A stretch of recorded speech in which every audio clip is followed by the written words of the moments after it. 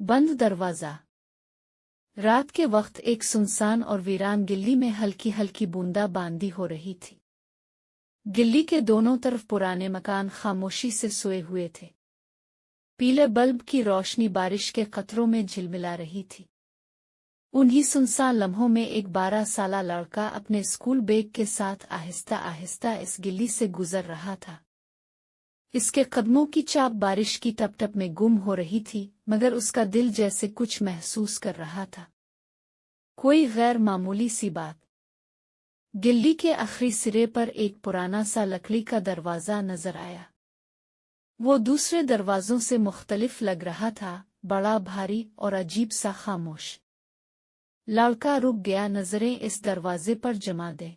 अचानक इस दरवाजे के पीछे से एक हल्की सी सरसराहट सुनाई दी, जैसे कोई अंदर आहिस्ता से चल रहा हो। लड़के का दिल जोर जोर से धड़कने लगा। तजस्सुस बढ़ा, वो आहिस्ता कदमों से दरवाजे की तरफ बढ़ा।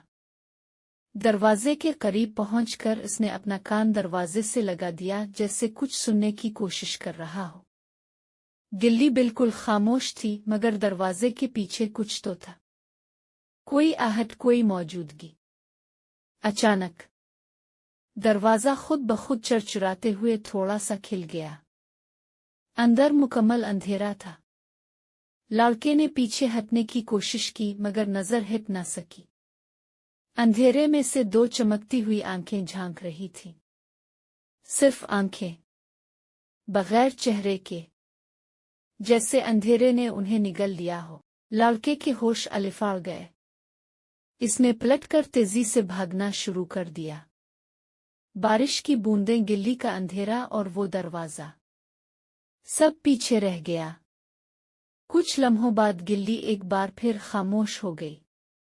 दरवाजा अब भी खुला था, मगर आंखें गायब थीं।